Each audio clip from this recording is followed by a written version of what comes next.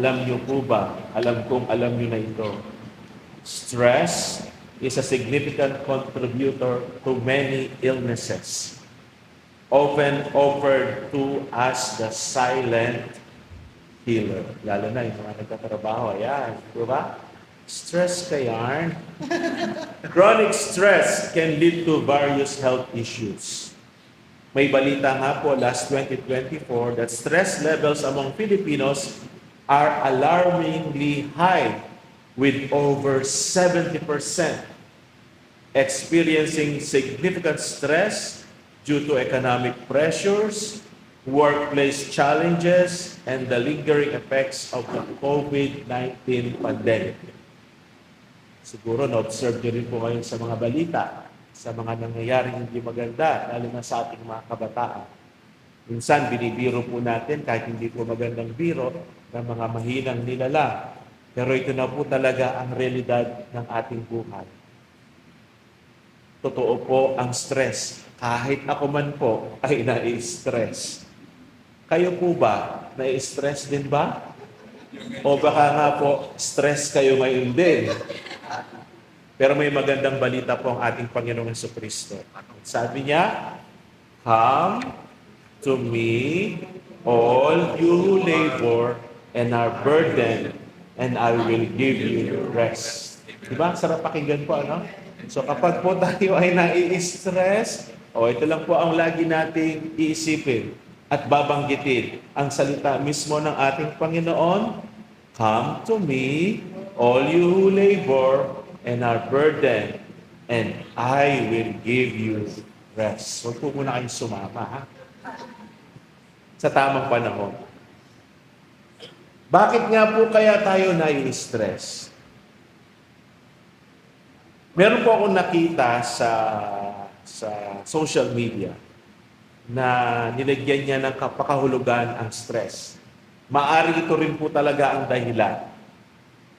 Stress stands for someone trying to repair every situation solo. Ayan na, si Kuya Erwin, tumatang na, gets na niya. Someone trying to repair every situation solo. Mag-isa. At yun po ay pwede nating i-attribute dahil hayok tayo sa control. Control gives us the illusion of security. Totoo naman po, pinaplano po natin ang ating araw. Nagsiset po tayo ng goals para sa kinabukasan. Talaga naman, nagsisikap tayo at nagtatrabaho ng maigi to make things happen. While planning and diligence are good, the problem arises when we elevate our control above God's sovereignty. Hinihigitan na po natin ang Diyos. Pati yung gawain sana ng Diyos, pinapakialaman pa natin. Proverbs chapter 19 verse 21 reminds us, "Many are the plans in a person's heart, but it is the Lord's purpose that prevails." Amen? When we cling too tightly, diba, to our own agendas, projects maybe, we risk leaving little room for God to work. Tama po ba? Sige, kaya natin to, kaya ko to. Sige, gagawin ko to. Waste buhay man.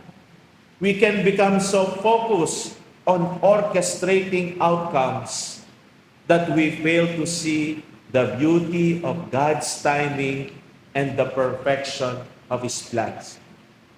Kasi ako ang in control, ako ang masusunod. Trying to control everything comes at a cost.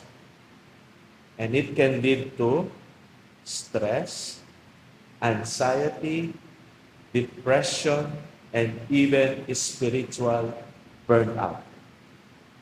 And here comes Jesus telling us, "Come to me. I am in control." At yun po ang pinapaalala sa atin ng banal na misa, lalo na po doon sa parte ng prepasyo.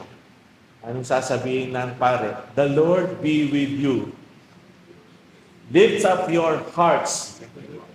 Totoo po ba talaga tayo that we lift everything to God? Kahit ako man, minsan po, kinukwestiyon ko rin yung sarili ko na pare ako na, ito nga kaya, no Lord? Nililip ko ba talaga sa'yo lahat? O pinapakialaman ko pa rin, pati yung dapat na gawin mo. My dear sisters and brothers, Jesus is telling us now and reminding us, what do you do to rest? Marami po tayo mga pwedeng gawin, pero sana mauna na po yung magdasal.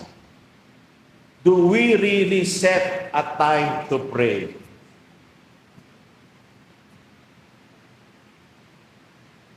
Meron ba po talaga tayong oras para magdasal? O baka naman, ay, stress ako ngayon. Sa social media na lang muna ako. Eh, alam naman natin, di po ba, ang tukso ng social media at kung ano nagagawa sa atin, yung 10 minutes nagiging oras. And then we should also check the quality of our prayer. Nakikipag-usap po ba tayo sa Panginoon? Meron po ba kayang namamagitang relasyon between us and God? Baka nga naman nagdarasal lang tayo, may masabi lang. Or minsan naman, or madalas, tayo yung nagsasalita, pero hindi tayo nakikinig. So check if we are really praying. Then check also the quality of our prayer. And third, check also the results of our prayer. Ano po kaya sa palagay niyo ang resulta ng pagdarasal? Trust. Yung matuto tayong magtiwala sa Panginoon. Sabi nga po na isang pilosopo, prayer does not change God. It changes the one who prays. Kung lagi pa rin natin iginigit yung gusto natin at hindi natin kayang yakapin ang kalooban ng Diyos, check your prayer life.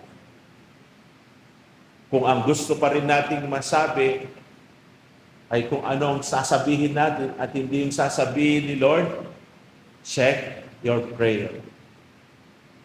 Kung hindi natin masabi-sabi, thy will be done. Lagi pa rin natin iginiginit ang my will be done. Then check our prayer. Trusting God doesn't mean life will be free of challenges. Di ba? But it does mean we are never alone. He walks with us, He provides strength, He gives us wisdom, and gives us His peace. When we trust God, we trade the burden of control for His peace. Yes? Ganda pakinggan po, ano? When we trust God, we trade the burden of control for His peace.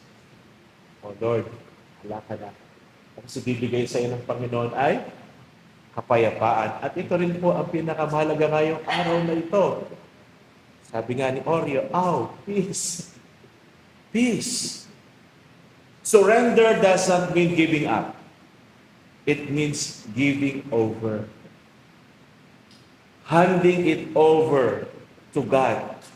Our fears, our plans, our desires.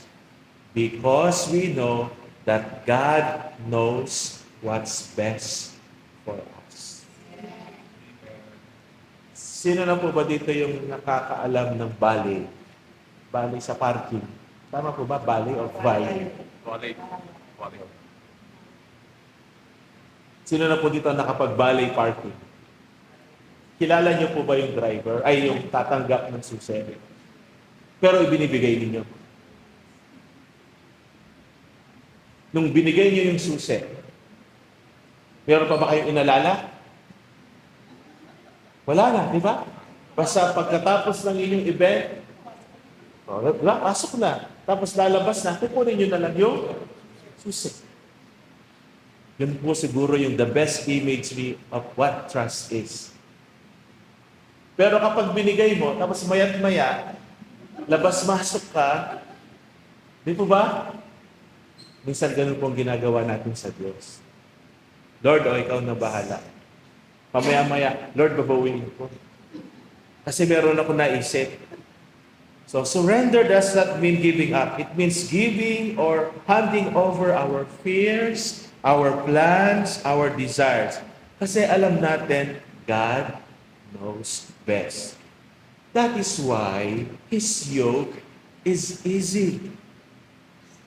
The yoke of Christ is remaining with Him in friendship and love. Hindi po takot at hindi rin control.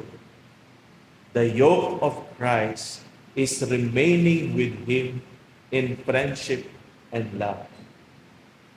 The yoke of Christ is identifying with Him in every aspect of our lives. Alam niyo po yung pamatok, di ba? Yun po yung ginagamit para sa mga hayop, kalabaw, baka, at yun ay nagsisilbing control. But the yoke of Christ is different. Hindi ng slavery, hindi ng pagsunod, hindi ng takot, hindi ng control. The yoke of Christ is friendship and love. Subukan niyo pong kontrolin niyo yung mga anak niyo na punong-puno ng galit. Tumatawa na yung mga kabataan. Subukan niyo po na kontrolin niyo po ng anak niyo ng puro galit, pananakot. Pero subukan niyo po mahalin ninyo, kaibiganin niyo ang inyong mga anak. At maging po sa ating mga kaibigan at maging yung mga boss na naririto. Over control is influence. At ano po ang magandang influence? Friendship and love.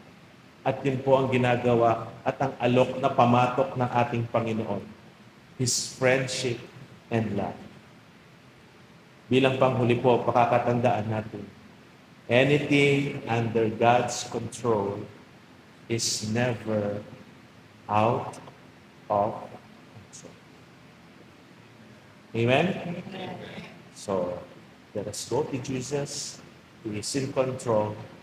He will give us rest. Amen? Amen. Good morning po and God bless us all.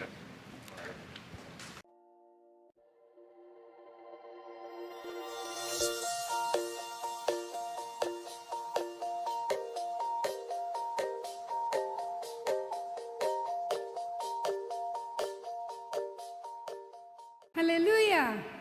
Maraming salamat po sa pakikisa sa pagpapalaganap ng salita ng Diyos. Like to follow the St. Peter Community Facebook page and subscribe to the St. Peter Community YouTube channel. Don't forget to hit the bell to be notified. Thank you and God bless.